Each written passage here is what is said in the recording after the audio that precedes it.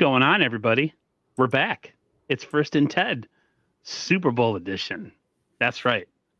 We are about 4 days away from the Super Bowl now. About four sleeps. I think that was what your title was. It was. And it's becoming more real. As like I said to you off stream, I keep going back and forth. I go back and forth between my football IQ and my just intaking too much stuff, too much noise on the outside of them making sound like Kansas City is unbeatable. So I keep going in this like circle of like, we can do it. I don't know if we can. We can do it. I don't know if I can or we can. So right now I'm kind of on the fence, but Ted's gonna help me. It's gonna make me choose a side today, hopefully. So before we do anything, I just want to ask you how you're doing. Can't complain. I got a little bit of congestion and fever again. Went through my whole family. And then I think it went through my son's school, and then he circled back and boomeranged. So we got it back again. But, doing all right. I took a little snooze before the show, had a little coffee. Both seem to be working well. So I think I'll be all right. I just may have to mute some to blow my nose and cough. Yep. I tried to take a snooze before the stream, and literally about 10 minutes before I had to wake up is when I really started to doze. So all that wasted time and nothing. And then right before I had my, Google speaker timer, it went off and I was like, no, but I'm like, I got to do this, man. We got to talk 49ers with Ted. This could be our last show, depending on what I do for the off season. We gotta have a recap. You gotta have a recap. I mean, we'll do a season recap, but then I don't know. We'll see. Sometimes I like to refresh the batteries and take a little respite away from YouTube because there's 80,000 of us, so it's not like they're gonna miss one show. But I do plan on being there next year regardless. But anyways, let's talk off season when the off season starts. Game is ever approaching, Ted. A lot of news. One thing I was talking to the Niners Coast to Coast crew on Monday was, do you think there's a lot of distraction? Just the media distraction, all the things that they're being asked to do this week. Remember the quote from Charvarius Ward before they got there was that he was going to turn up for a couple days and then, lock in. I guess it goes for both sides, but maybe the Niners because they just haven't won it in a while. Are you worried about any distraction with this team, of this team getting caught up in all the glitz, the glamour? Or do you think this team is pretty locked in considering, this is another opportunity that they don't want to waste? Yeah, I think they've been pretty locked in since training camp. So I feel pretty good about it. I think going back the second time, you know more what to expect. We have leaders that have been there before. Fred, Dre, Armstead, Bosa, Debo, Kittle, Juszczyk. So I guess Wishnowsky. Was Wishnowsky here too? I think he might have been. So yeah, I feel pretty good about it. I feel like our guys will be ready. My only concern is, will Kyle forget to run the ball again? Good question. That's a good question because in my mind, and we'll get to that, I was trying to think in my mind, a team has a weakness towards something, let's exploit it. But it seems like Kyle, well, at least when we talk about it, me and you or me and other countries, he does exactly the opposite of what all the fans are saying to do. I'm like, oh, they have a weakness running the ball? Let's go drop back and pass it 45 times. It's just, I think as fans, we just got to let kind of our ego and our thoughts about what the quarterback or the team should do and just kind of, have our opinion, but because Kyle does everything the opposite all the time. So that's just how it works. Before we go on to anything else, I just want to say hi to the chat real quick. It's popping. Quite a bit of people in here. We got SG Sports Chalk Channel. He says, hi, Ted. And I love all your content and videos. Go Niners. Thank you for coming through. We got the awesome and always ever present Red Jet Shell She says, watching both channels, like, sub, turn on notifications. I thank you very much, Red Jet. We're going to have you on. I want to have Red Jet on. I want to have Lee Gowan on too at some point. Maybe I'll invite, what's his name back on too? Paul Hope. Yeah, Paul's he's a cheeky fella. He's a very cheeky fella. I would see myself if I hung out there sharing a pint, even if I don't drink, just because he seems like a cool guy. 49ers Throwbacks in the house. Thank you so much. He says, thanks for tuning in, Faithful. Make sure you hit that like button and subscribe. Please do that. Jimmy Perez says, what's up, Ted and Aaron? What's up, man? How you doing? Callie, he said, what up, Niner gang? We have Bill in the house. Bill, how would you say that? Cavani? Good evening, gentlemen. Go Niners. Thank you so much. That's a tough one for me for some reason. That's tough. SF Flood says, what's good, gentlemen? We got my man. What's up? Hey, Peter Parker. Thank you for coming through, man. Thanks for supporting the streams. I appreciate it very much. You're always in the house. Let's see who else we got here. And just as I said his name, he says, it's approaching midnight, but I had to show my two favorites the love. Thank you so much, my man. Thank you. I had such a blast having you on, man. It was better than I expected. So if you are available sometime, I don't know when, it could be during the draft. I don't know. Maybe if we win the Super Bowl, we'll just do a review week and we'll have everybody on. You, Lee, and Red Jet got to do it at some point. So hopefully we can all do that. You have a great night, man. I hope you sleep well as we approach the Super Bowl, and that you have nothing but good health and good vibes. So I appreciate you coming through very, very much. Let's see here. So one of the things that was talked about it's a couple days old story, but I figured we hit on it, was the field situation. I just want to get your opinion on that situation, because one team is inside in a dome with no elements practicing, and another team is on a practice field of UNLV College with grass that's been laid on top of field turf, and there's a lot of issues with that. The Niners haven't said anything much since the time the news came out a couple days ago. Just wanted to get your feeling on that, if you think it's fair, and you think if the Niners, do you think the Niners are just complaining a whole hell of a lot too much? It's definitely not fair. I don't think it's a huge deal. I think that we'll be okay. I think that part of it, the problem was there was a rainstorm. Mm-hmm. And I think that's cleared. So I think it's doing better now. So that's why we're not hearing about it as much. There are people who are mad at the Chiefs because there was talk about how if they altered their schedule that we could alternate with the Chiefs at the Raiders facility. But of course the Chiefs said no. And, instead of being mad at the Chiefs, you should be mad at the NFL for not doing a better job planning this. Yeah. Because if we were the Chiefs, we'd probably do the same thing, right? Right. Why would Kyle help the enemy? Any advantage he can get, that's an advantage. I think Kyle would take it. So you can't be too mad at the Chiefs, in my opinion. And hopefully it's not a huge deal. Hopefully nobody gets hurt, or it doesn't keep us from practicing in a precision manner that we'll need to play well in the game. But I think we'll be all right. I think it's probably was a bigger deal a few days ago and not as big a deal now. I heard somebody, or I seen somebody say that a pissed off Kyle might be a good Kyle going into Super Bowl if he thinks that the league's effing with him. He was just pissed the other night, not pissed off. He was just pissed. Pissed drunk is what the Brits say when somebody. I saw a little bit of that. I don't know. He could have been. I mean, hey, the game ain't till Sunday, man. If you want to get a little drink, then maybe he's feeling relaxed, or maybe he wanted to feel relaxed. So I don't know. Yeah, I mean, I'm not begrudging him. I'm just saying it is thing, and I'm not trying to judge or anything like that. Lots of people have a drink or two before they go speak in public, if they have stage fright or nerves or whatever. but I think it was more than a drink or two. I think there might have maybe been a little tequila in there or something. I don't know. Half a dozen beers, maybe.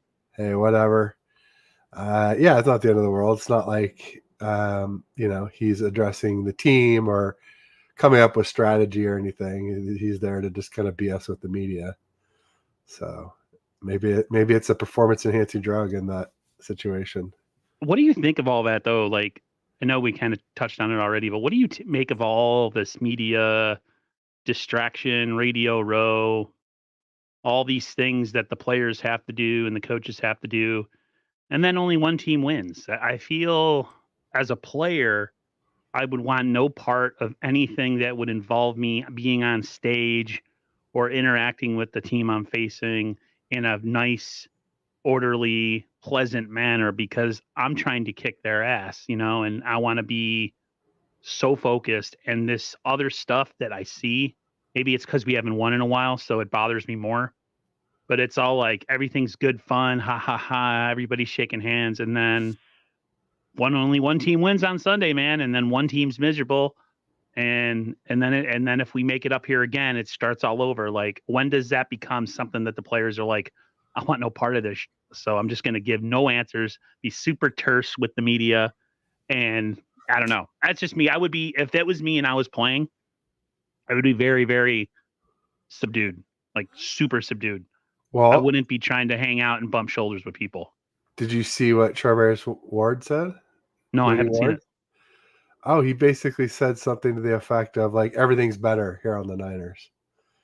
And so that's not really chummy, nice. Now, granted, you got to remember they wouldn't pay him what he wanted, and we did. So that's definitely, I think, going to slant his perception a little bit, maybe bias him slightly towards us. But I just felt like, everything's better, but like, okay, but we have no rings. I mean, he got his ring with them, with the Chiefs. So yeah, it is a little weird. Yeah, I thought I wasn't really buying it, to be honest, other than the cash money part, right? Which of course is very important. Same kind of way as Tyreek saying a bunch of crazy stuff about the Chiefs. Now that about the Dolphins being better. Yeah, that was pretty crazy. But just other negative stuff about the Chiefs. Apparently he came out saying that Randy Daytona was saying that he said that they paid him $11 million less, and I was like, per season? And then like it came out that he was talking about like for the contract, so for 2 or 3 years, which is a big difference than $11 million per season. But anyway, I mean, people say stuff. If people are like, "Oh, what do you expect him to say? Like, it sucks here," and like, no, I don't expect that either. But it definitely wasn't like chummy, nice. It was kind of shots fired, I felt like. So good for Charvarius Ward for even if I don't believe him, for taking our side. I like that. One of the things that I was listening to today, I was listening to KNBR. It was an interview from the day before. I think it was last night. Was they when they did like the player introductions and they brought people out in front of that live crowd? They said maybe 75% were 49er fans, which was in a contrast to the Super Bowl when we played against the Chiefs in 2019. They said a good majority of that crowd was Kansas City Chiefs fans, right? Does that tilt your not expectations, but does that what's the word I'm looking for? I'm drawing a blank. Influence my opinion. Does it reinforce or influence how you feel about this game if it looks like there's going to be a majority of Niner fans there? To me, it kind of does a little bit, but not much, because you still got to play the game on the field. But I mean, it's Las Vegas is closer to California than Kansas City. So, I mean, what's your thoughts on that? Well, a lot's changed since 2019. That was our first year of being a contender. And so I think a lot of people, we've added a lot of fans. People will say they're bandwagons, but, I would just say that any top team has bandwagon fans. And, it's funny because there's a Fox Sports NFL tweet about who has the better fan base between us and the Chiefs. And I replied and I said, 49ers faithful travel better than any other fan base in the NFL. And I had lots of pushback from people on that. So I was just but you're speaking truth though. You're not saying that the Niners are the best. Vivid Seats confirmed it. Like we it's literally have like 48% of opposing stadiums are full of Niners fans, like almost half, which is incredible. And you'd be surprised how many people push back on me, but it's getting a lot of likes. It's up to like 451 likes, which is pretty crazy. Since normally I'm kind of persona non grata on Twitter X anymore. But anyway, yeah, I mean, I think, and before the game, like you said, it's easier for people to be there from San Francisco. You know, a lot of people will be still kind of getting there tomorrow and Friday, right? Maybe even Saturday. So, you know, I don't think that a couple days ago is the hugest indicator of what it'll be like for the game, but I do think we'll have an advantage, fans wise. I think we'll have more. I don't think it'll be vast. I was thinking it might be something like 40% Niner fans, 30% Chiefs, and like 30% other, you know, like smattering of just like, hey, I'm just here to watch the Super Bowl. Football fans, business people that aren't really even fans are just there to schmooze and sell stuff. Like when I was watching that LA Super Bowl a couple years ago with the Rams, that was the most garbage. Like I'm not interested in the game. I'm famous. I just want my face to be on TV. And they panned to everybody who was famous. And I'm just like, man, it sucks enough that the Rams are in the Super Bowl and they beat us to get there. And then we're watching a stadium that doesn't even support the team that's playing. And it was more like, oh man, that makes it even worse. So, and the Rams fans are still saying we won the one that mattered. I'm like, well, you know, see you Sunday, you know, like, because not like we're out of it or anything. Right. We're playing on Sunday. They are not.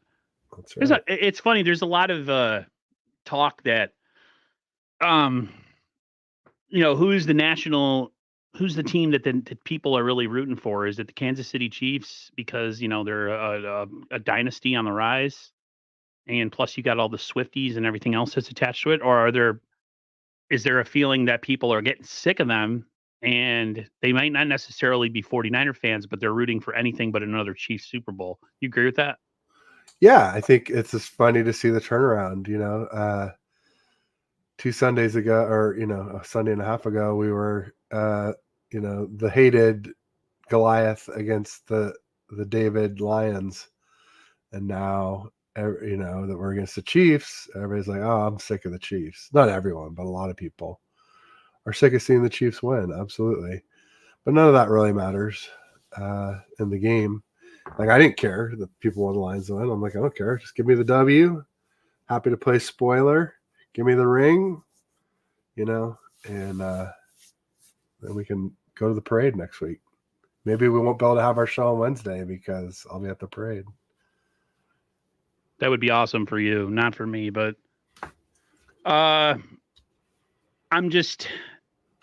done as much as I could to avoid any or all TV media talk. Anything that they've had on TV this week, I just want I saw somebody else, I forgot which Facebook group. It could have been UK or could have been, you know, Bashar's YouTube channel or a Facebook group or some other one. I'm a part of 3, and somebody's like, I haven't watched anything. I'm not paying attention to anything. I just want the game on Sunday. I can't deal with all this, you know, stress and whatever. And I was like, I'm exactly that person. I do not care about anything that's going on right now. All I care about is Sunday and those 4 quarters of stress that I got to deal with, and then the outcome or the fallout from those 4 quarters of stress. So,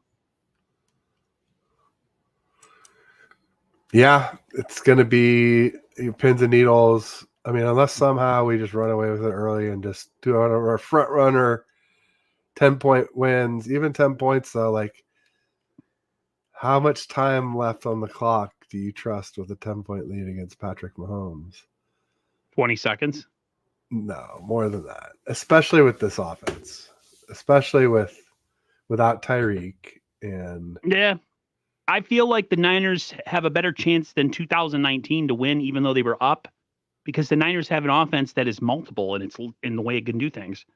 I to me, and we'll talk about this in a sec, but like it's going to come down to how much the defense can make their presence felt. They have to do something. Like you can't be like what you were against the Lions, where essentially you just put the red carpet on the middle of the field and let them walk down, time after time until like maybe like the mid part of the third quarter. And then all of a sudden, oh, wow, we might be bounced out of the playoffs and our home field will mean nothing. And I will miss other opportunity at a Super Bowl. And it's like all of a sudden the light went on. So to me, it's more the defense. I think the offense, hopefully can do what they have to do and has a chance to put up some points. I know that Spags is a really good D coordinator, but I think, they got issues stopping the run, and the Niners can run the ball really well. So do what they're bad at, and until they stop you, then keep doing it. I'm not of this mindset that like, oh, we're going to trick them. We're going to come out passing. Why? It's we'll see, man. It's I have a bunch of people that I know in my, I'm a gamer, and they are all like, hey, man, they all want Kansas City to win because they know that I'm going to be super stressed out over it. And they think it's funny, and it's like, ha, ha, ha, it's funny, but it's really not, because I just won a Super Bowl in my lifetime, and a second one in my lifetime. The last one, I heard Red Jet saying when she was on with Paul Hope and Lee Gowland, that it's been since she was 15, and I'm as old as she is. I'm 44. That's a long time ago, man. That's like most of the 49er fans that are like younger, they've never experienced it like you did. You even experienced it in the 80s. That was, to me, I didn't really get into football till about 89, 90. So I missed out mostly on the dominance of the, like I caught the tail end Giants game. Montana gets knocked out, and then that was the end of the Montana era, and then the Steve Young era up until he retired. And then, since then it's been an up and down roller coaster. Early part of the 2000s, we were just a team for a bunch of years. And then, the last a decade or so, we've been, pretty good, other than a couple years in the middle. So it's time, man. Time. I want to ask you about something that it's funny that things have come so full circle with you, because you had your reservations and your questions about Purdy coming out of camp and what is he going to be ready? And, the Niners made the wrong choice getting rid of Trey Lance and this, that, and the other. And a lot of people felt the same way, but I wouldn't say you were anti-Purdy. You were just kind of like anti-hyperbole. You were sick of like everybody just crowning this guy so early that he's this, that, and the other. And I totally understood that. I did push back on you sometimes when I felt like maybe you were being a little bit of a stinker, but for the most part, I kind of agreed with what you were saying. What do you make, now that things have come a little full circle, of just a national, like Cam Newton, bad take, Colin Cowherd, bad take, like, oh, if he loses, they might need to start, another quarterback next year. Do they go out and get one? And it's just like, to me, it's just then people are just refusing to give him his flowers just based on where he was drafted and what he looks like. Where is Ted in early 2024 after being where you were early in the season, as far as what you think about just all the BS that comes Brock Purdy's way? I think a lot of it now is just clickbait. It's just they're doing it hot take, clickbait, whatever you want to call it, where they know they don't care about their reputation. They don't care about looking like an idiot, as long as they, get the clicks and, the money that is associated with that. So, Cam Newton, Shady McCoy, Colin Cowherd. There's like a select few that are holding out, but most people will say at least that he's good to very good. That's where I am. Good to very good. Maybe great or elite at some point, but not quite ready to say it yet. But he did improve a lot this season. He improved a ton with his deep balls and a ton with his long runs that we saw, obviously. That was great. In the Lions game, because I always said he had limited top speed, he could get away from someone for a few steps, but then he get tracked down from behind. And that's what happened last season in 2022. But in 2023 and in the playoffs, he's, ripping off long runs, and he's making the Lions spy him. That's all I wanted. I wanted one guy in the box to be a spy and the deep threat to keep one guy out of the box completely. And then therefore, you have two less defenders covering our weapons in the box. Perfect. It'll be interesting to see in the Super Bowl if they not say design runs for him, but they give him a little bit of a carte blanche to kind of do what he wants, and running being part of it. Because he's what did Kittle say? He scampers. He doesn't run. He scampers. I forget exactly what animal he talks about that runs across the top of the water. He's not a gazelle. There's lizards that do it, and then there's water skeeters. That's what he looks like when he moves. Because it's funny though. He's not small per se. He's just small NFL. He's 6 foot, right? But it looks small on TV. I'm 6'3", and I'm not a giant. But yet that's not short either. It's just weird. He looks compared to the rest of the guys. Whatever. Go ahead. I think any QB under 6'3" looks small these days. When you got 6'4", 6'5", isn't Herbert 6'6"? So Josh Allen 6'5". Who was the dude that played for the Broncos that they signed him, and then he didn't work out? That's when they brought in. Peyton Manning. He was this big, tall, lanky 6'7" quarterback. He just sucked. Yeah, I'm totally blanking on him. I'm totally blanking on him too. But yeah, I wanted to hit on what Red Jet said. She says, I'm enjoying this moment, this vibe. This may not happen again, so I'm reminded to enjoy the energy now. We get so caught up in all the other stuff and it takes away from this. Yeah, I think a lot of people don't realize this may be the last Niners appearance in a championship game for 10 years.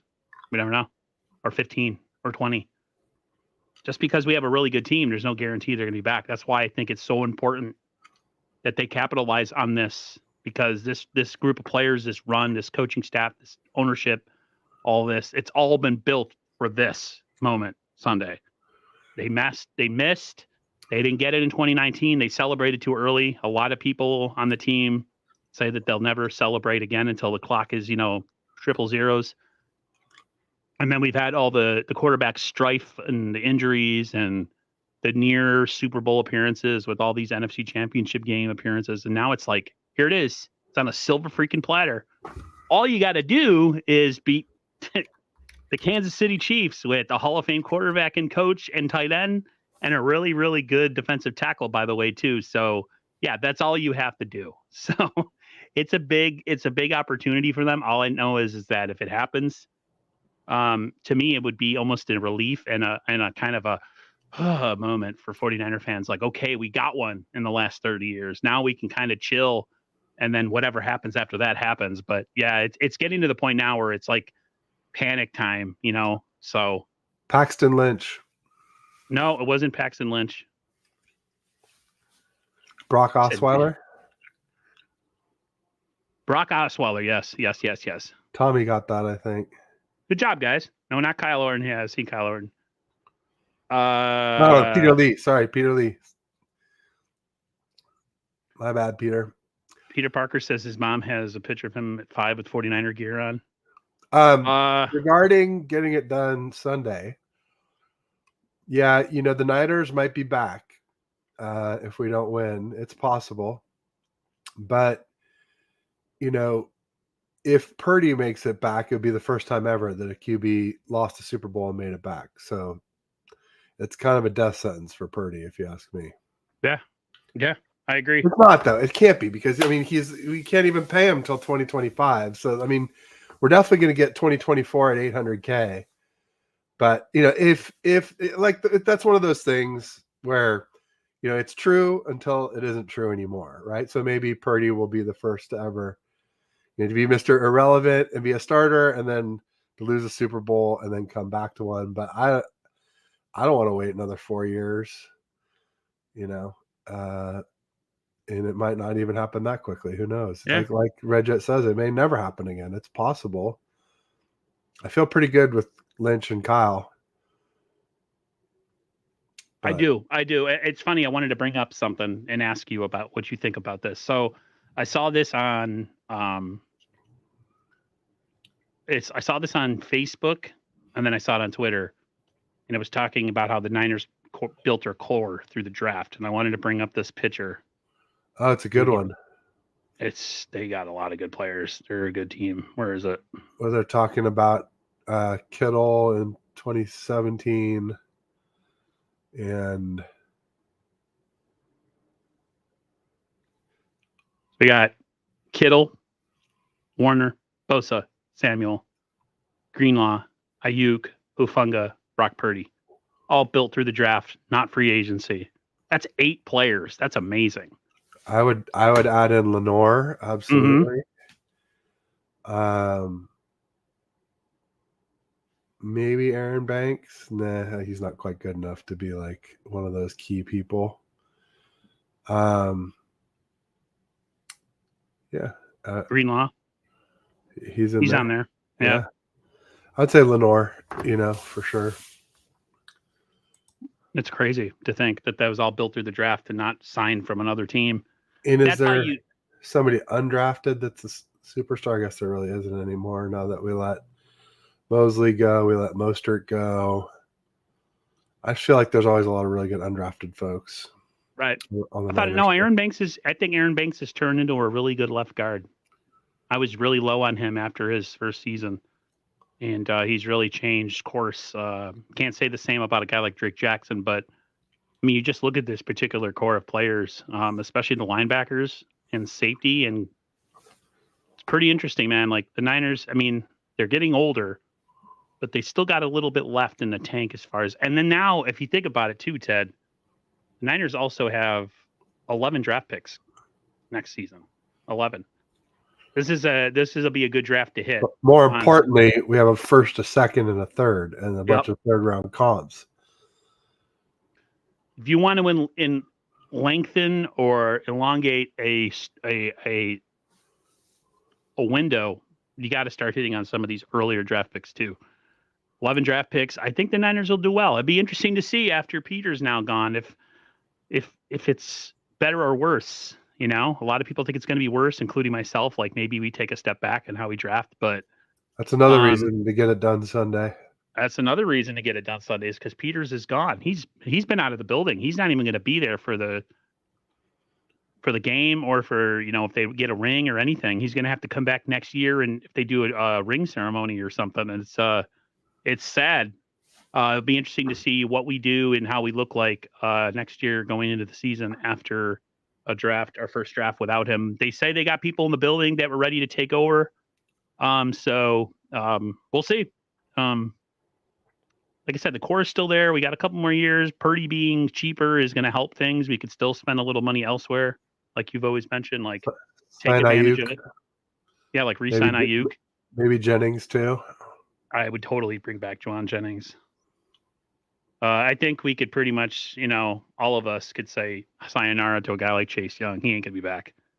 If he wants to get paid after the effort that he's shown since we signed him, where he played 3 good games and then has done nothing since.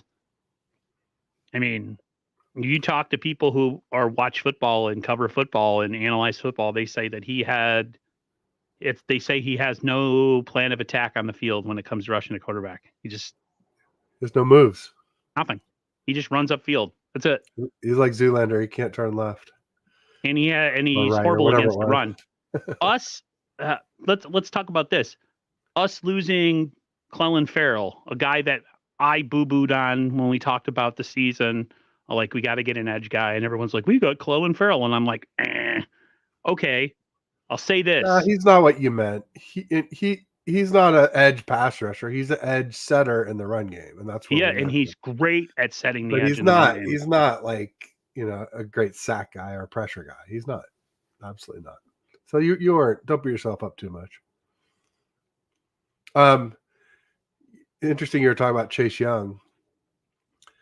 Did you notice he's been doing a lot of talking now, saying like, "Oh, we're gonna have max effort on defense or whatever." Like we Like it wasn't you, dude. Like you're the one, bro. You're the one. I mean, not the only one. I know that there are other defenders who are jogging besides him, but he's definitely like the biggest offender, if you ask me.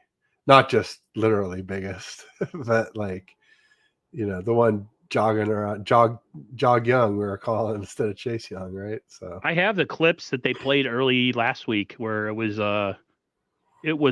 John Lynch and it was Steve Wilkes talking about the lack of effort and how it's non-negotiable and that they will not happen again and that it's been handled. I don't know if you want to see those clips. I'm always wary about clips just because I feel like the copyright stuff pops up sometimes. But yeah, it's up to you. If you want to, I got no. It's your show, so feel free. That is true. They can always ask you to edit it out. I don't know. I mean, I did it in my last show and I didn't get any hit ups, maybe because of the way it's compartmentalized. Have had it. Yeah, well, I know these are old clips, people, but I just wanted to hit Ted with these because I thought they were interesting. Let's look at. I mean, that's one of our core values, and I believe that in my heart of hearts. It's something.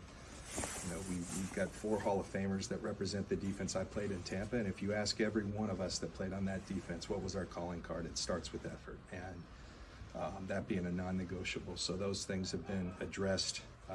You got one game. I really would be shocked if we saw that again. And sometimes that comes. I mean, there's excuses for it. But they're just that. They're excuses, and that has to be non-negotiable. Play your heart out, and then we've got a lot of good players, a lot of good depth that you can get. So those aren't plays that we're proud of. Those players are proud of. It's been addressed, and I'd be real surprised if I saw it.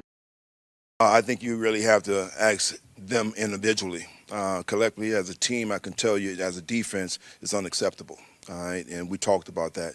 I wish I could tell these guys on play 4, on play 27, this is what's going to happen. You don't know.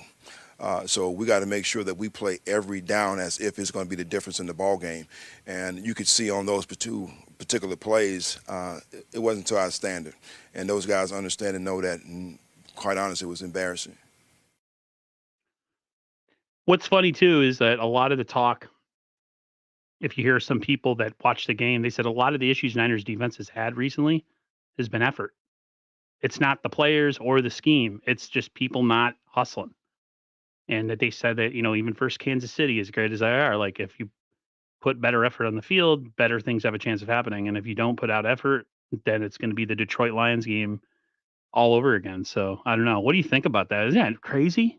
A freaking team that just won the championship game? Oh, you're muted. Sorry about that.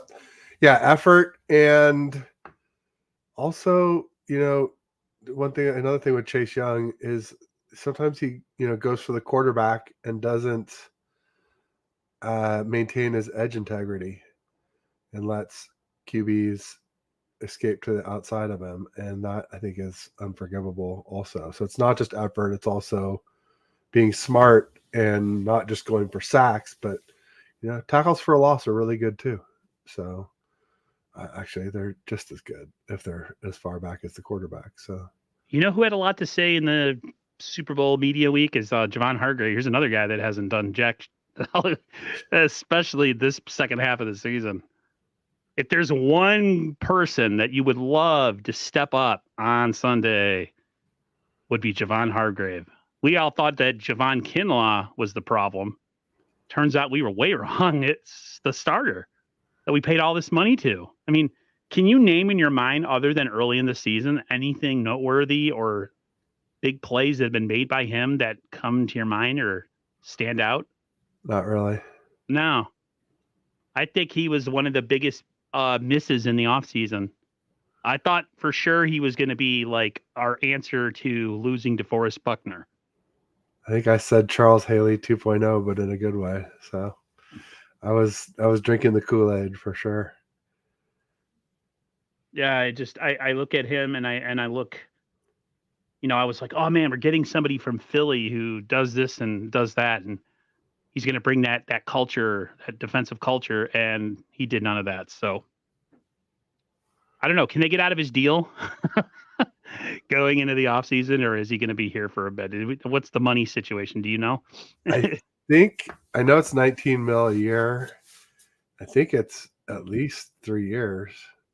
I think it's maybe one's a dead year, but it's probably a 3-year deal that's really a 2-year deal. I think we're stuck with him for next season. So That's not good. yeah. Well, maybe he'll play better next year. Bash, is he? Bashar is in the house. Jupiter is in the house. She just got in here. I give her A for effort because she just got out of work, and I wouldn't have been mad one bit if she didn't make the stream. If she just wanted to chillax, put your feet up. So I appreciate you coming through, babe. Thank you. Okay, so here is something that I think real quick. I'll just bring this back up because we talked about it earlier, but I had on here on my topics an offensive keys to victory, and my two keys that I put up were Feed Debo and CMC.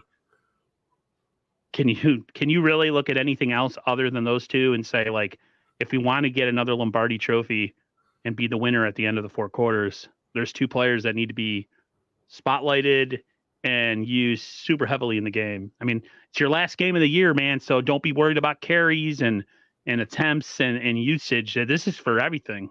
You agree? Yeah, I would throw in Kittle, but he might be blocking for those dudes. So as long as we're using him somehow, I'd love to see him get some big grabs, though, since he didn't really get much against the Chiefs the last time we were in the Super Bowl against them. Yeah, no.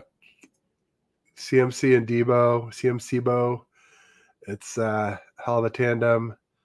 If we can feed them a lot, hopefully we can just run it down their throats and control the clock and work the play action and, front run and do all the stuff that we're best at for sure.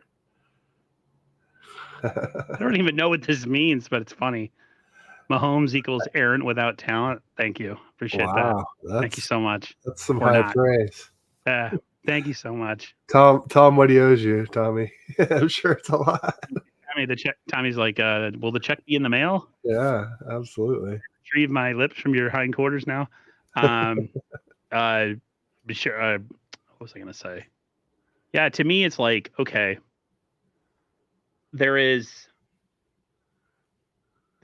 a chance that we come out of this game. I feel like Rock might come out in the early part of this game and be a little bit amped and be prone to mistakes. And this is coming from a guy who loves Brock Purdy. I feel like the best way to avoid that is to feed the ball to guys that take the ball out of his hands, or at least give him simple throws, give him easy stuff, just to calm him down in the early part of the game. Because, listen, you could say how calm everybody is or how ice in veins everybody has. I mean, people get hyped and maybe they hyperventilate. I'm sure because that's my one worry. And it's not that he's bad. This isn't saying Brock is bad. I'm just saying this is a huge game for him. And the best way to, I feel like, kind of get his feet wet is to get guys like Christian McCaffrey and Debo involved, whether that be in the run game, screen game, whatever. And then, as the game progresses and he's kind of calmed down, then he's the same old Brock. I feel like, some of that had to do with some of his struggles, but I know a lot of it had to do with the weather that one particular game ago. But I would like to see the Niners at least come into this game with a little bit of of just going back to the stuff that gets them to where they need to go. And that's Debo and Christian McCaffrey. And then we'll see how the rest of the game kind of transpires.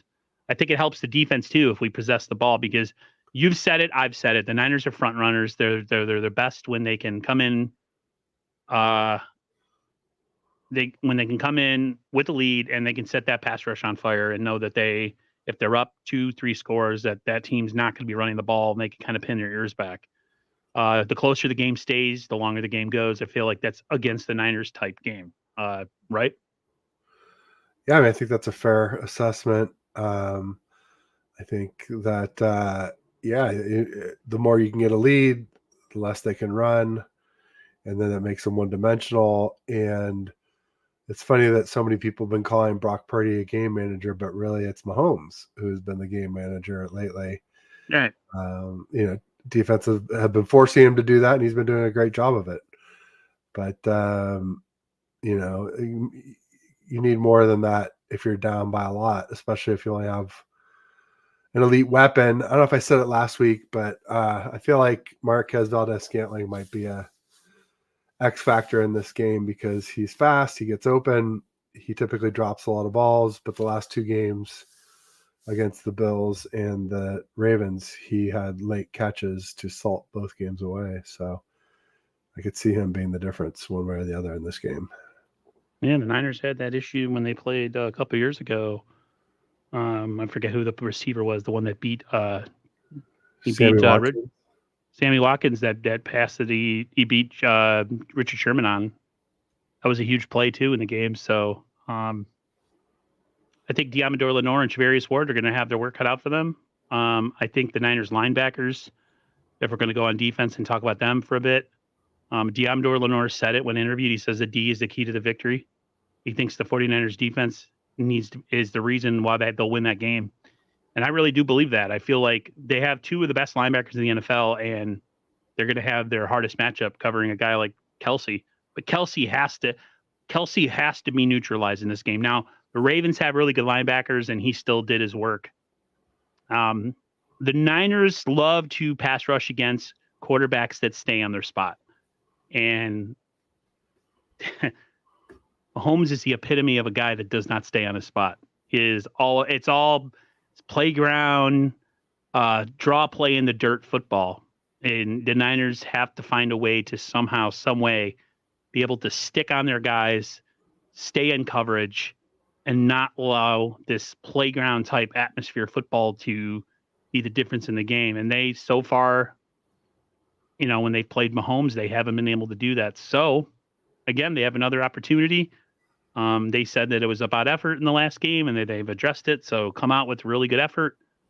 One thing, too, is the tackling. They have to get good at tackling. They got to find that again. Run defense.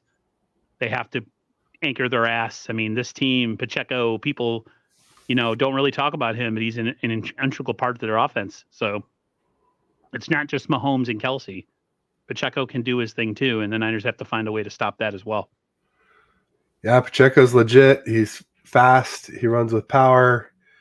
He's big. He's big for a little guy. I don't know. He's not tall, but he's stout for sure. Aaron, no cap. Did you lose weight? Your face looks slimmer. No, it's just a beard. I'm pretty heavy. But I appreciate that. I know you can be a little bit of a sarcastic person, but I wish I was a little bit skinnier. But as soon as I get my knee surgery and I'm able to do some rehab and get outside and walk and stuff, I think that'll change. So appreciate the compliment. He says I'm fat but still devastatingly handsome. That's kind of how I look at myself, but I'm just kidding. I just saw this comment about the referee I know that's what he meant, Benovich. He says, better not interfere in this game. Yeah, I'm not. That's the one thing when you play Kansas City, you don't only play the Chiefs, you play the refs too. So the best thing to do is just get up early on teams and have a lead, and then you take the referees out of it. You know what I'm saying? But he was the Super Bowl ref in Super Bowl 54. The year before, he was the ref that had the non-call against the Saints that sent the Rams to the Super Bowl. And he was the ref against the Ravens. And I've talked a lot about how, Brock had 3 picks that were tipped and how unlikely that is since tipped balls typically get intercepted at like a 4% or less rate, which is 96% or more fall harmlessly to the ground. But also I was saying that one of the 3, the defender came through Kittle's back and it was uncalled DPI. So once again, Bill Vinovich not calling blatant DPI penalties. Let's hope that's not a theme. Or hopefully the Niners can just play through it and outplay it, which is possible to do, but not easy. You got to beat Patrick Mahomes and the refs. Ouch. Yeah, it's bad enough when you got to just play them by themselves. And they're playing the refs all on top. On top of that is something. Bashar just put down something. He just put down a card. He says the Chiefs defense doesn't force turnovers. Let's not speak that into existence, Bashar. But that's something to look at. Maybe, team that doesn't force turnovers. And they have a issue in the run games. What do the Niners do? One of the things they do best, Ted, on the football.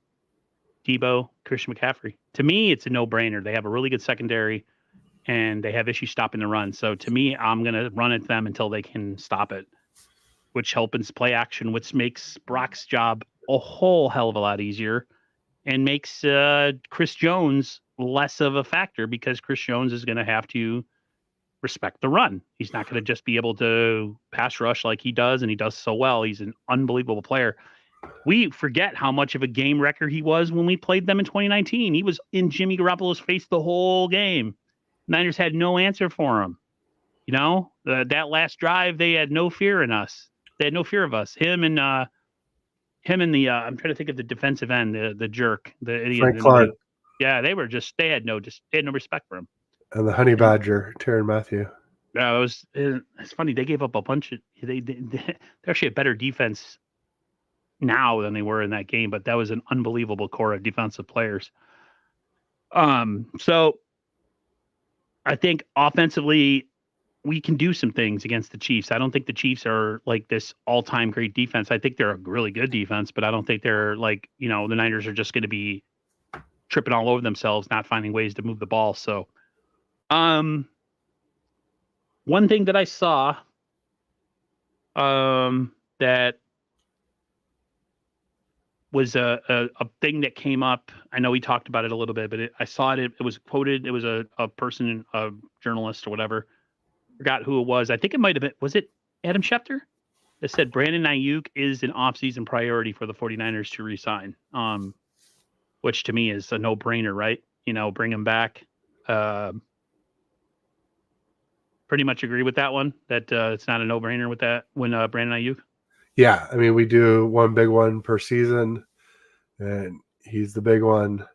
There was some talk about Chase Young, but I think that's gone away. Would you keep a guy like Randy Gregory and Clelin Ferrell next year and then maybe try to draft a rush end instead of sitting there and trying to re-sign some veteran who just wants to lag ass and not do anything? It always depends on price. Most of the guys, after they play here, they get more from someone else than what we're willing to pay them. I think most of those guys are replaceable the same way we did with Ebicom and Ebicom and Menahue were better. Arden Key was better. So I'd like to, reshuffle the deck and try for, Arden Key, Samson Ebicom, Charles Menahue type depth. So we don't have one guy that particularly does something, but we have a multitude of guys that all have an ability to do something. You know what I mean? Like, it's not like a top heavy kind of like what it is kind of with Chase Young. And I think I would love them to re-sign Clelin Ferrell and then maybe go from there. You're right. I want us to resign it. You're not going to be happy when I say this, which there's almost no chance it'll happen. But Kinlaw, I think, has redeemed himself somewhat, but probably too little, too late. Yeah, and you can't trust that knee. I get that part, but he was pretty good at least in the second, fourth down play against the Lions.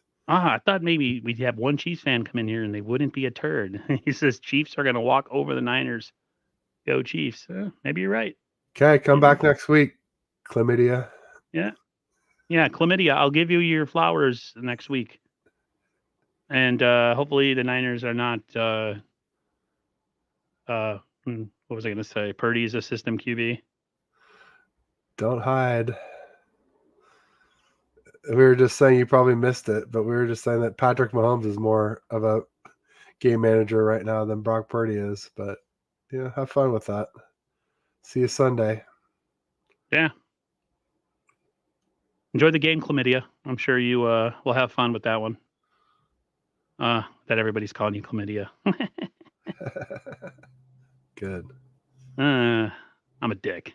What are you gonna do? Let's talk about something that I saw pop up when we were getting ready for the stream today, and that's that NFL owners are getting mad at the Niners for their comp picks, and they're trying to go after them for that. What do you think about that? I mean, I don't hate the player, hate the game, like hate the NFL for setting up the rules. You can't be mad at the Niners for making the most of it. But I can understand. I mean, that's a lot of picks that we've gotten. I think it's like 9 third-round comp picks in the last 3 drafts, maybe more. Yeah, 3 or 4 drafts. So I could see why they'd be frustrated, but I don't know. We come after the Niners, like take ours away and no one else's, though. Like you can't do that either. You just take them all away. Fine, take them all away, but take them away from everyone. Mm-hmm. Especially since no one hired Steve Wilkes. Fine, take them away. But I guess you get it from players that walk too. It's not just coaches that get poached. The coach poach. James Combs says, "Let Young walk. Kinlaw only on another 1-year prove it deal." Nah, I'm over Kinlaw, and I would definitely let Chase Young walk. What's up, David McNiner coming through? Thank you for coming through, man. James says he wasn't a fan of Clelin Ferrell coming out of college. I'm just looking at him. I'm just looking at him as he's good at setting the edge. He's a good base down defensive end. That's it. The Niners can afford to keep him, then I would say keep him. But I'm not saying that they need to splurge. They have 11 draft picks, and I think they need to make use of all 11 of those draft picks because, like I said to Ted, and Ted agrees, like the only way you can elongate a window of success is you got to hit on those draft picks, man. Now you got a first and a second this year, and we got a bunch of thirds, don't we? Or is it fourths? Yeah, we got a third and a bunch of third-round comp picks. Yeah. To me, it's like this: edge, tackle, safety, corner. I would like to see them draft a specific guy for the slot. Tight end too. I'm gonna say it till it happens. I'm speaking into existence. What's that? Drafting a corner? Tight end too, who can block and catch. Because Warner blocks and Dwelly catches, but I would like a tight end too. It would be nice to finally find somebody who can. I mean, because you got to think about this, Ted. Not really you, because I know you do. I mean, people start to break down. They're not the same. You have to look to the future to replace guys. You can't just keep guys because it's a good thing to do because they did something for you in the past. Unfortunately, I kind of look at football as a business, and if you're not able to give me something on the field, you might have a lot of equity on the team with what you've done in the past. But I mean, I'm all about winning and sustaining winning. So, get rid of a guy a year early than a year too late. I mean, I don't know if you guys heard Kittle say something. Somebody didn't want him to go play for the Bears, and he was like, "Hey, whatever. If it happens, whatever happens." So, who knows? Maybe the Niners, in a year or so or two, they say, "Hey, we're going to send you to Chicago and let you finish your career where you always wanted to play." I think that'd be dumb, but I don't know. I just think you got to look at things in a mindset of like, you have to get rid of guys and start getting ready to replace guys instead of waiting until they no longer can play. And then you're under pressure to do it. So linebacker, right guard. Yep. I think we suffered without Azeez Al-Shaair this year. I don't think Oren Burks was very good at all this year, to be honest with you. I think he was pretty bad, actually.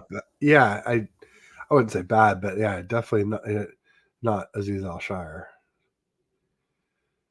Not even close. We were blessed there to have Dre Fred and Azeez Al-Shaair last year. That was sad. That was sad when they were setting up the stuff for the championship game last year in Philly, and like they all hugged each other, and you could see like the fences and the guardrails being put up, and I was just like, man. What else here? What do we got here? Would you agree? I saw that in the comments. I know what you're laughing at. Do you agree or disagree? I asked this to the Monday guys, so I'll ask it to you. Is this game a Shanahan legacy game. Absolutely. 100% agree with you. Yeah, you can't go 0 for 2 and what the haters will say 0 for 3 because they all hold Atlanta against him too. I don't hold Atlanta against him. No, that's Dan Quinn. Absolutely. Head coach gets the glory, head coach gets the blame. That's just the way it is. Yep. But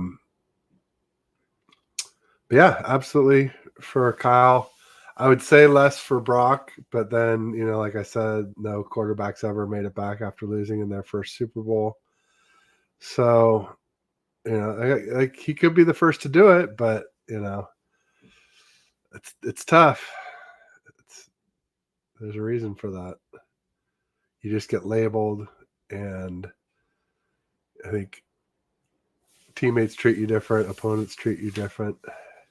I mean, it took Andy Reid a long time. It took him till they won in 2019 to finally break out of that. He couldn't win the big one. He's a choke artist. I mean, he was what, in essence, Shanahan's been. He was the guy that could get there, but could never get over the top. Yeah. And Kyle. then he got Mahomes, and all of a sudden he became, I mean, he was always a great coach, but now he's a Hall of Fame coach. I mean, 2 Super Bowls. If they beat the Niners, they'll have 3. I mean, it is totally about legacy. I feel like if Shanahan can do this, I mean, you got to put Shanahan in the same breath as a guy like George Seifert. You know what I mean? I mean, Walsh just is a because whole he other, built it from scratch. right. You might even get more credit than Seifert, because Seifert walked into a situation that was already there from Walsh. He didn't have to earn, he didn't have to draft or replace guys. When he came in 89, 90, and they won that Super Bowl, and then they won in 94, essentially on offense, it was the same guys. Defensive was different, but the Niners essentially came into the situation with Kyle and John with just a roster that was bereft of talent, and they built it. Good moves, bad moves. I don't know if you heard about the story that Peter King told about like people not wanting him to get Purdy with the last pick of the draft.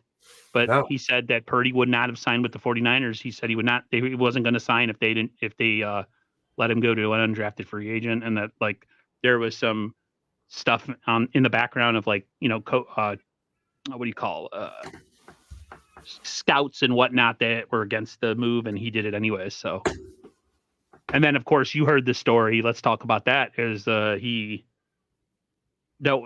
story that he told Jed York that his best quarterback might be his third guy. I thought that's interesting, and now they're kind of expanding on it. That's incredible, bro. To think about that, like, hey, I know that was part of my rant against Kyle in the offseason was like, yeah. I mean, a lot of the stuff from this conversation, like Andy Reid was Kyle until Kyle passed on Mahomes, and Andy Reid got him and got the monkey off his back. And the other part you were just mentioning, yeah, it's brutal. It's brutal for sure. James Combs had an interesting thing. He said Andy Reid won his 7th year at KC. Fun fact: it's Kyle's year 7 in San Francisco. It's a good point. I thought that was good point. Nice little bit of. Where was Purdy going to go if he wouldn't sign here? Where did he want to sign? Talk about it, did they? I mean, he grew up a Dolphins fan, right? That's right. Well, yeah, Dan Marino, right? Yeah. And his dad was a Dan Marino fan. Dan Marino's pulling for him. Yeah, but he wasn't going to come in as a starter. He's going to come in as a backup. So, yeah. All right. Interesting. I mean, he wasn't going anywhere to be a starter. He didn't come to us as a starter. He came in as a 3rd-string quarterback, and unfortunately for us, or fortunately for us, unfortunately for Trey Lance and Garoppolo, the guy that had absolutely nothing to lose was the guy that was the best on the field in practice. That's what Kyle said. It was in practice, and then eventually it became something that happened in a game. Let me play that. That was another thing I talked about, though, is like, yeah, passed on Brady, or didn't get Stafford. And then, yeah, if he's such a great quarterback evaluator, then why was Brock Purdy QB3 to start 2022 when he clearly was not our third best quarterback once he got to play. And so I'm glad they kind of answered that. I still think it's a little bit weak that you're like saying he's our best guy and you still wait for two guys to get injured. I guess you got the $27 million guy or whatever Jimmy was making that year. Well, I mean, that was the thing. They said he wasn't. He was not going to. He told York that he wasn't going to do. He wasn't going to upset the depth chart. But he's just saying like, let me play the clip. I know I played it Monday. I'll play it again. Feel free. I said his honesty, his directness. I think there's a lot of, I mean, we haven't really talked much about Brock, but I mean that's a good example of Kyle's directness. Last year in preseason, I think week 1 of training camp, which you have a quarterback that we're paying I think $20 million to. You have a guy that you drafted with investing 3 first-round picks into, and he grabs me after practice. He's like, hey man, we got to talk. And that's generally not a good thing when your coach tells you got to talk. Like, all right, what's up? And he's like, I think our third string quarterback's our best quarterback. I'm like, okay. I'm like, what does that mean? He's like, well, obviously, like, we've invested in Trey. Like, Trey's doing a good job. Like, we're going to do everything that we can. We're not going to change that. And we're not going to change the depth chart. But, like, I think Brock will end up being our quarterback at some point. And, like, he didn't force it, right? You had 2 injuries, and that's how Brock ended up playing. But he's always honest, even if it's not, like, one thing that owners don't love to hear when they've invested money and or draft picks or both into people, that the last pick in the draft is the guy that we think is the best. That's generally not great news, but he's honest, and he let it play out the right way. Brock, ironically, I think his first game was against the Chiefs, and he had some mop-up time. And Brock, I think he threw 1 ball into the stands. And, I may or may not have had some sarcastic comments for Kyle post-game. But when Brock took over last year, like, I think we had a calm about us, but there was a sense that, like, nothing catches you by surprise.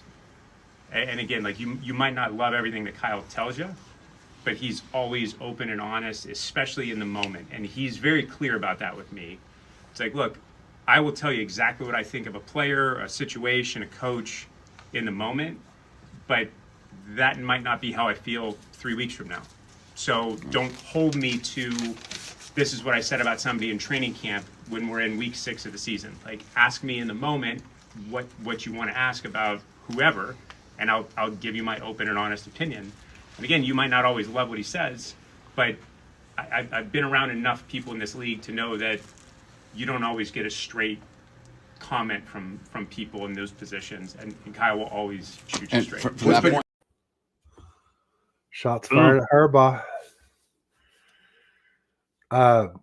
You think so? No, I don't know. I was just saying it to be incendiary. He'll start it with the Harbaugh people. We had Bash told me some comments from people from last year. They're thinking that we needed to bring Harbaugh back and fire. I will say regarding all those, like, pressers that have been going on, take it with a grain of salt, because I seem to recall early on that Brock Purdy was Greasy's guy. He was a Greasy guy. And now it's like everybody's like, oh, well, I really was saying I wanted him too. And there were like a bunch of people coming to me and saying they wanted him. And blah, blah, blah, blah. And so it feels like everybody's trying to take credit now that he's, good.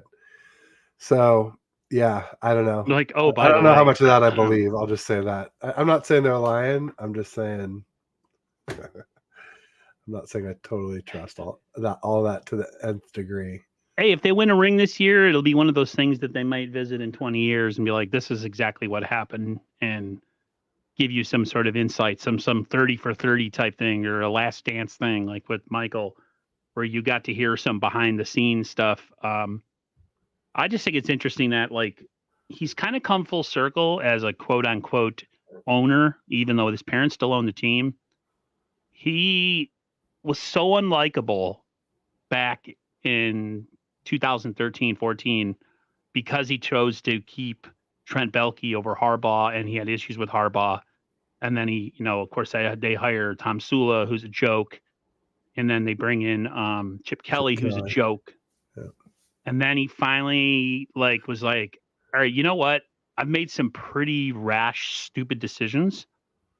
And just the fact that they went into this thing with Kyle and John, and that they've been, for the most part, on the same wavelength since they both got here. And he's essentially stayed out of the way. Yeah. He hasn't tweeted things. He hasn't said, and I'll give Jed, a lot of people don't want to give Jed York credit at all. And I give him a ton of credit because he was young and stupid and he made a bad decision.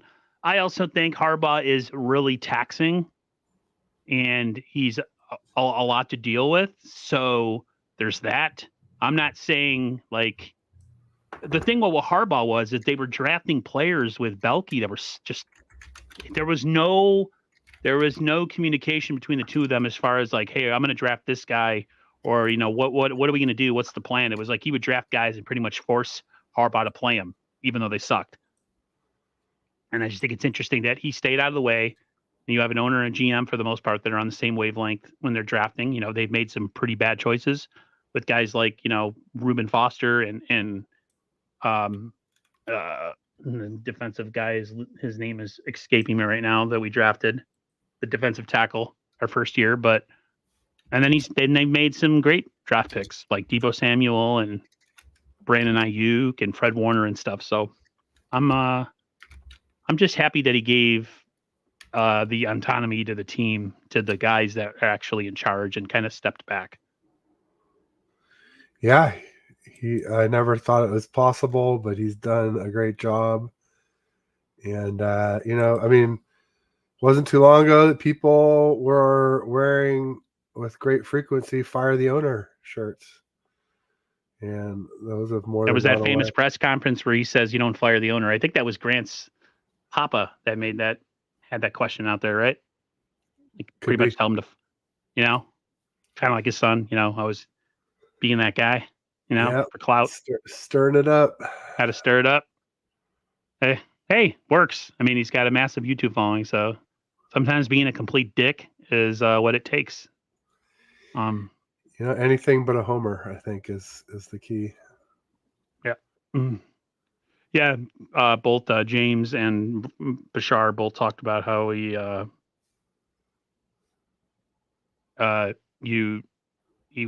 worn out his welcome, Harbaugh, in places that he's been. He wasn't.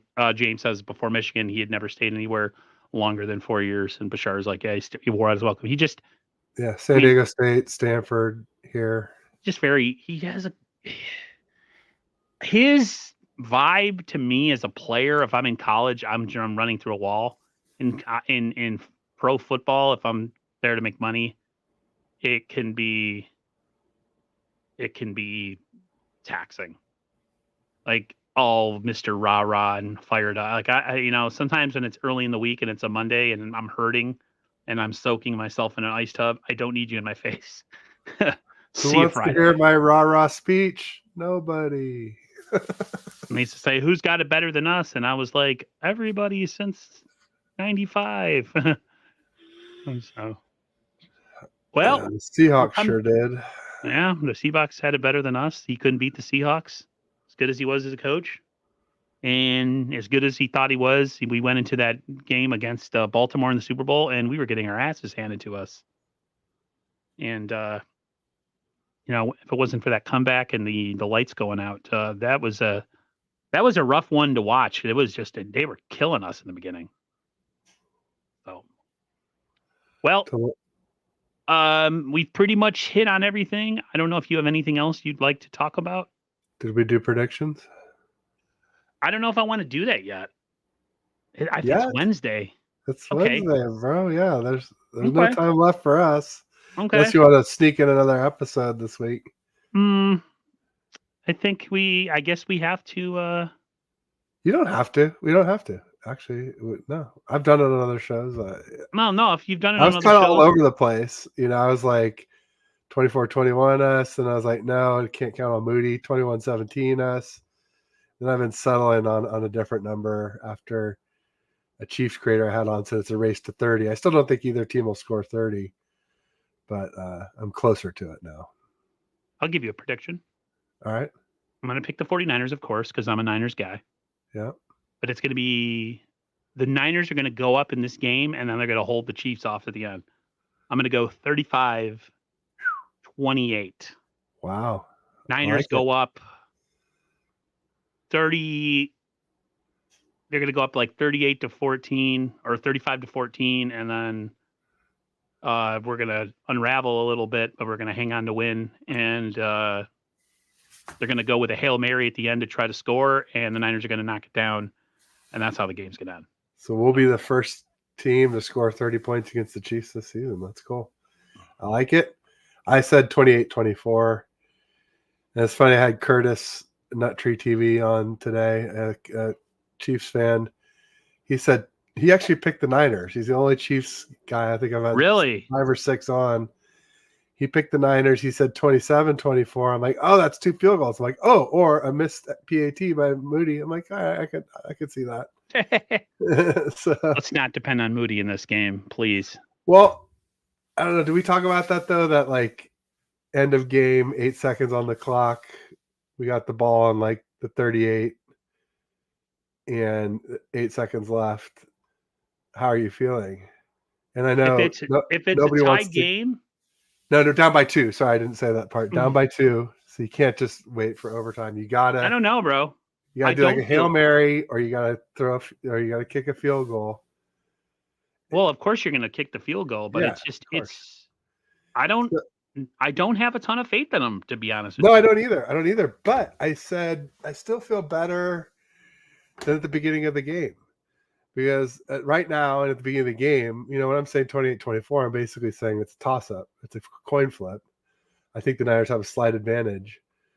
But I don't think it's as high a percentage as Moody hitting a 50, 55-yard field goal. That's got to be upwards of 70%, 65. I think that's higher than my, percentage going to the game. So like, all right, the one thing that kind of fails in the logic there is that it's a game-winning field goal. So obviously you have more chance of choking, getting iced, all that kind of stuff. But I still think it's like markedly more than 50-50, which is sort of how I feel about the game and how you've kind of been saying you feel about the game too. So oddly enough, I think the person who tweeted that was trying to get people to say, oh, I'm freaked out about Moody. And I'm like, I feel better about that than the beginning of the game. I feel 50-50 on the game because the Niners defense has played poorly in the last couple weeks, and they were kind of off the second half of the season. And if the Chiefs can stop the run, we're not a drop back passing team. Yeah. So yeah. There's a couple reasons why the Niners in this game worry me. And you just nailed both of them. If they can run the ball effectively, then this game is going to be a game. But their defense has to get stops. I'm tired of them talking about it and tired of them saying what they know, and they know the reasons why, and we just got to execute. Go execute. Go execute. If you have all the reasons and you have all the know-how and you watched film and it's been broken down and you just go do it. Stop talking about it. You are capable you have a ton of talent on defense. It's not like this is a defense that's bereft of players. Go do it. Go do it. Chase Like- Young, quit talking about effort and show some. Yeah, that's the one thing that's gotten to me when you see Fred Warner go up there at the end of games and it's like they have all the answers and yet they don't do it. Yes, it is a Brock Purdy jersey. Mine is actually over there. I try not to wear it with food around it because Same audience member sent us both the jersey, although Aaron's is white. And mine's Yeah, red. white like me. No, but white like the Niners will Like be the playing home- their whites. The this road team, weekend. yeah. I'm Hopefully gonna wear they'll- it. I might wear it for the game. And when is my jersey coming in? I don't know. I've never been gifted before, man. So I don't see her in here as much. She Nancy. she got a new job, so she's not available during work business. She's watching after hours, just not in the comments. So Gotcha. She responded to me and told me the second thing they got to do now is get me to the West Coast. there you go. You got to make it out here. I made a comment on the show with the Lee Gowland and Paul, their show today. I wanted to know if either of them are going to the draft this year. Because I've thought about it. Like, the Niners win the Super Bowl. Should I go to the draft and hang out with the 49er UK guys? Where is it? I forgot. Huh? Where is it? Is it Indy? It's always in That's the Indy. thing. I don't know where the draft is this year. It's Because not it's in always Indy. there. Indy's closer than. Let me see what it says. 2024 draft or NFL draft. Sentinel was, saying that Max Crosby supposedly laid out the blueprint of how to beat the Chiefs. I think one of the keys to beating them is to mush rush Mahomes the way we did with Hurts. No one goes deeper than the QB, especially the edges. Wait for help to arrive, and once he's surrounded, then go for the sack. Then and only then. Don't try and be a hero. Don't try and be the first guy in. Because if you miss, He's going to run right past you. Right the way you came from. Exactly. Yep. Let's see here. Let's see location. The good old mush rush. Yes, the mush rush is huge. It must be Indy because it's not even saying.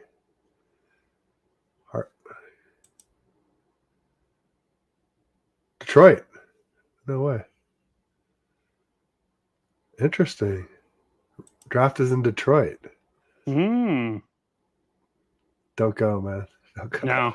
If I go there with my Niners stuff, I might not come home. So They will not be happy with us. all right. My last question to you, and then we'll get out of here. What is Ted Hazelrig's meal of choice Super Bowl day for pregame or during the game? I love pizza. The more meat, the better. Although I do like other toppings. I like slow roasted garlic, onions, mushrooms. My favorite is Amici's. It's a. I hear about it all the time on that KNBR. Is it good? Yeah. Ralph Barbieri used to promote it pretty heavily. It's a Connecticut style pizza, so it's thin crust, wood fired, lots of toppings. Not a lot of crust, obviously thin crust, but a little different than New York style. Not too dissimilar. I love good wings. Traditional buffalo wings, ideally, which probably doesn't make you real happy being right nearby Buffalo. I also like the lemon pepper wings; are not bad as well too. If I was with Jupiter on Super Bowl Sunday, she makes a lot of Asian food, so I'd be like, I want, I don't know, something, and I would get it. She'd make it for me. Nice, I like it. She's a foodie. She's a foodie too. So I love Asian food. She knows that I like fried rice. Yeah, fried rice. I think it's called Tokino pork fried rice. She's always talking about it. She puts some chili oil on it. I'm like, oh. General Chow's she does like to add eggs to stuff, and I don't like eggs. I mean, I like them. I just don't like them in like a lot of Asian food. They kind the egg. They put eggs in the fried rice. Yeah. With the barbecue pork. Absolutely. Raphael says he's going to eat lasagna. I think I did that a couple years ago. I'm going to see my mom. Stuffed shells. Get some dough. Yeah, it's stuffed shells, I think. So it'd be like probably get the wings out and eat some pizza. I'm going to eat before the game. So by the time 6:30 hits, where the kickoff starts, I'm going to be so stressed. Unless the Niners get their ass kicked in the game and it's over at halftime, then maybe I'll eat something else. But if it's a competitive game, back and forth for hours upon end, it's going to be I won't be able to eat. And then, of course, if they lose, I'm going to be dude. When they lost to Kansas City a couple years ago, bro, I was depressed for like at least a couple months. That one was tough because it was like they were. I let my mind go there. That's what it was. I was like, oh, they might actually, and I was excited, and then down the toilet. This year, I'm just like, I'm not going to say anything. I'm just getting people are going to want to, a lot of people want to talk during the game. I know there's people that I work with that want to text, and I'm just like, leave me alone, please. There's going to be plenty to talk about if we lose or win. So just give me my 3 hours or 3.5 hours or however long the Super Bowl is. I got to worry about the halftime show and all the other crap. So yeah, that's pretty much going to do it for us. Went almost about an hour and a half. But this is big. This is big time, man. This is our last stream before the big game. We both picked the Niners to win. Thank you so much to the chat for coming through and being supportive. Always, it means a lot. We'll probably, regardless of the outcome in the game, we'll be back next week to do a recap, whether it's a Super Bowl victory recap or a recap of why we didn't win and what we got to do to get better going into the off season. So everybody, thank you so much for coming through. Everybody have a great rest of your night. Go Niners. And hopefully we win on Sunday and we can all celebrate and go crazy. So take care. See ya. Peace. Go Niners.